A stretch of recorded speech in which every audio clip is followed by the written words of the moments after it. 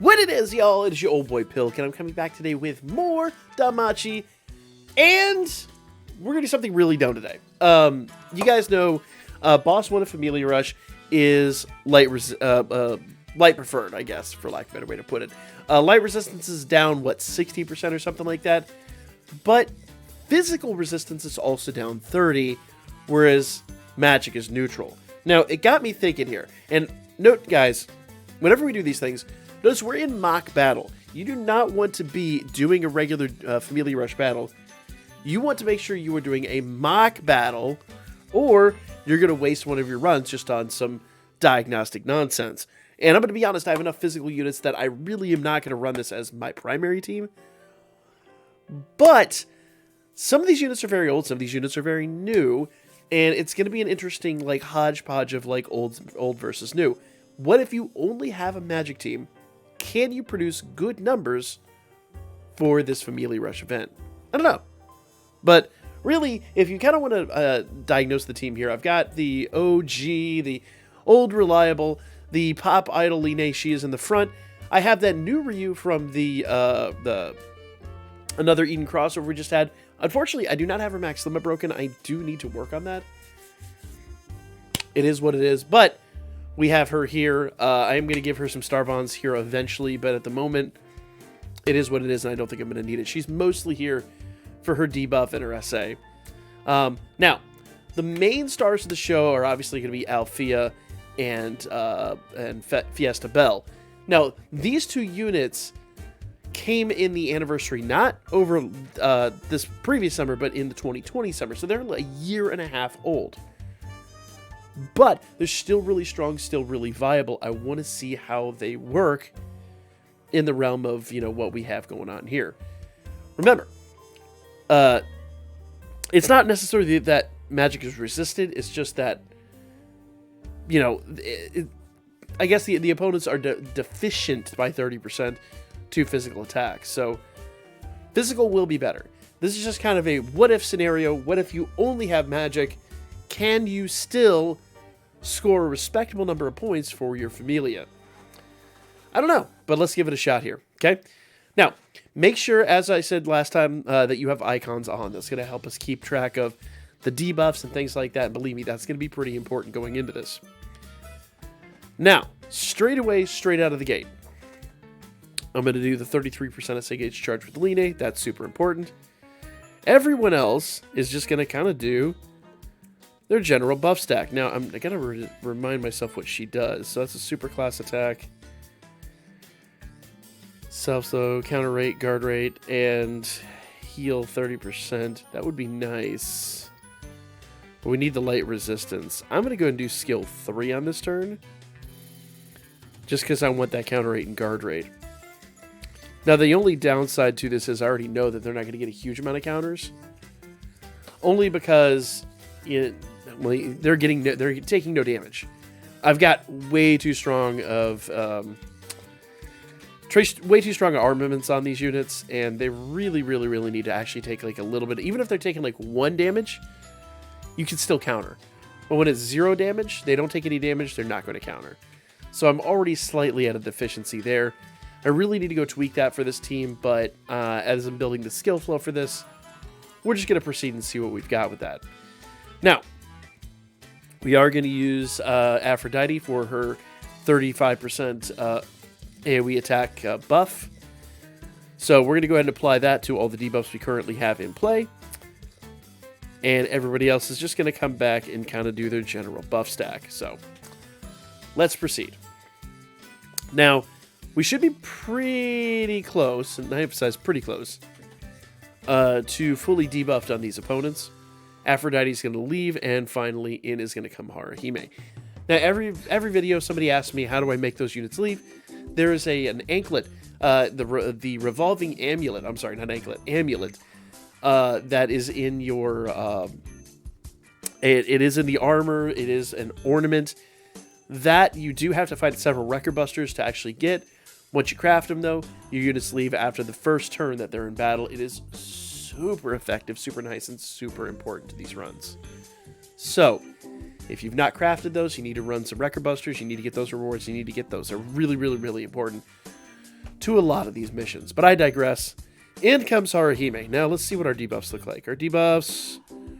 We're about to lose the strength and magic debuff, but I think we can actually reapply that. Let's see... Magic down. Light resistance down. Yep. So strength and magic debuff can actually be reapplied by Bell. So that means I can actually do Haruhime's skill 2 and not really worry about that. All the other debuffs will expire next turn, and we can actually replicate those, so it's not the end of the world. So everyone's going to go do skill 2, with the exception of Bell, who's going to do skill 1 to reapply the strength and magic debuff. Pretty straightforward stuff. Nothing too crazy or even difficult to understand at this juncture. The only downside is here we have yet to take any damage at all, which means we're not getting counters. And believe me, counters will definitely factor into this. So you do want to probably, like, if I'm going to go back and rerun this, I'm going to go and put, like, some level 1 equips or something on a lot of these units, because I need them to start taking damage. And then that's going to make a little bit of a difference in my overall outcome. Not a huge amount, but a little bit. Now, I do need to replicate debuffs, so we're going to have to do Haruhime's skill 3. I would love to do her skill 2. I could do her skill 2 next time, but she's going to have to do skill 3. Everybody else is going to go back to do skill 2, because that's their biggest, best AoE hit. And let's go. Now, this is an AoE situation, so you need to make sure that you are attacking them with their best AoE. They will resist single target, and frankly, there's 5 of them, so single target is kind of pointless.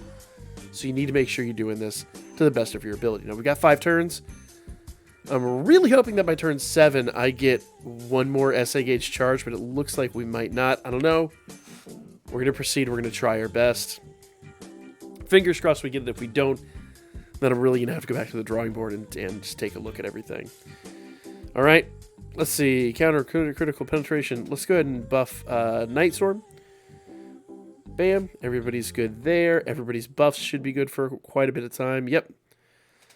Everybody's buffs are good for quite a bit of time. Yep.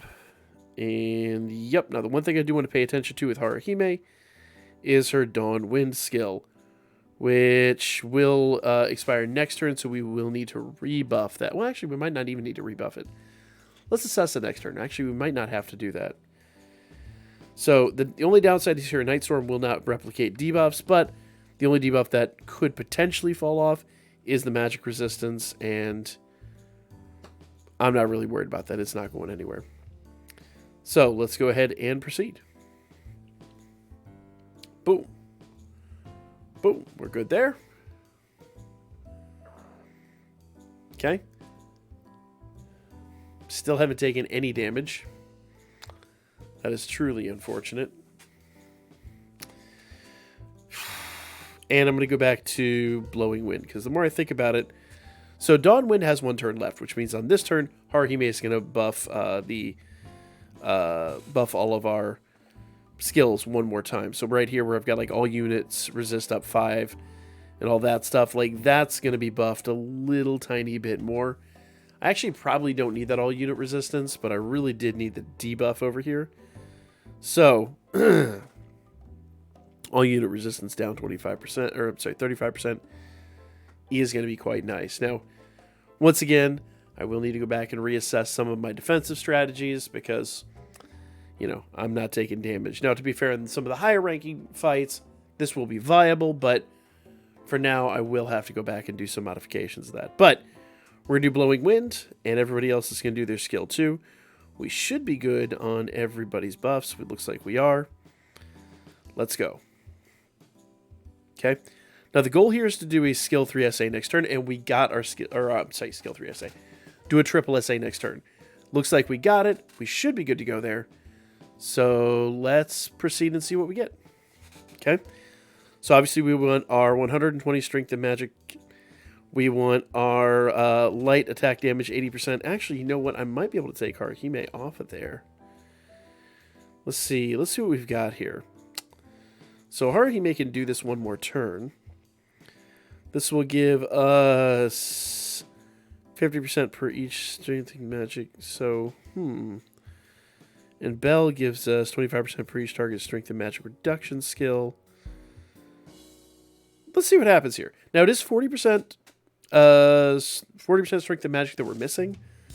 But Althea's big buff here, per each self-magic skill, and Belle's big buff here actually might make this worthwhile.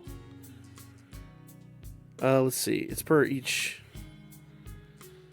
target's strength and magic reduction. So we've got strength and magic down 35%. We do not have that reduced. Gotcha. So we do not have that reduced on the assist side. So actually, I am going to go ahead and do Haruhime's. That's one of the main things you want to pay attention to. Those percentage boosts. If I had the Fiesta Hestia on this team, he would produce more damage, but then we probably wouldn't have gotten the SA. So let's do a triple SA with Haruhime and Ryu and Althea, where Belle's just going to do his AoE attack. Okay? Now the downside is, yes, Haruhime's not going to produce any damage, but the 120% magic should more than make up for it. Ryu hit for 2.8 million. And 2.8 million for Althea. So those are really good hits. Now, I want to emphasize, these units do not have Ogre Killer. If I had had Ogre Killer, that would have been north of 4 million damage. So, good hits. Could have been better. But, let's see what our final numbers are. Is this viable for someone on a team who doesn't have the physical units? And, what was that, 43 mil? Yeah. 43.6 mil. Let's go ahead and take a look at our breakdown. Oh, I didn't get to see the breakdown. No! I wanted to see the breakdown. Well, anyway. So just south of 50 mil. And honestly, there's ways you can modify the team, ways you can adjust that team, and you could easily get 50 mil out of that. Now, to be fair, that means that probably 75 mil or something like that would be like top marks on this. But, you know, if you're hitting 50 mil with your team, I don't think anybody's really going to be mad about that. So with some slight modifications, let them take a little bit of extra damage, let them, let them get off their counter rates, let them get off, whatever attacks they need to get off. And you probably would be able to eke out the extra 7 million or maybe even a little bit more to get the kind of numbers you need there. I really wish it had shown me the breakdown of my damage there, but it is kind of is what it is. I can modify this team a little bit more, but I'm really going to go run my physical team because the physical team is flat out just going to be better. But what if you don't have a physical team? There you go. Old units, still very viable, still capable of some good numbers. Not groundbreaking numbers, but good numbers. And you can build that skill flow and you can auto-run, fight, all 4 fights each and every single day. And I just noticed we're in bonus time, so nice. I'm going to go fight some fights, get my bonus time, get my other 2 passes restored in no time whatsoever. In fact, that's what bonus time is. Bonus time does not give you a damage boost. It just gets you your extra 2 fights a little bit faster. It boosts the amount of fights you have to do to get your final 2 fights. So, go get your 4 fights, guys. Go knock this out of the park. Hopefully you've seen some numbers. Hopefully you've got some good ideas. Like, comment, share, and I'll catch you all on the next one.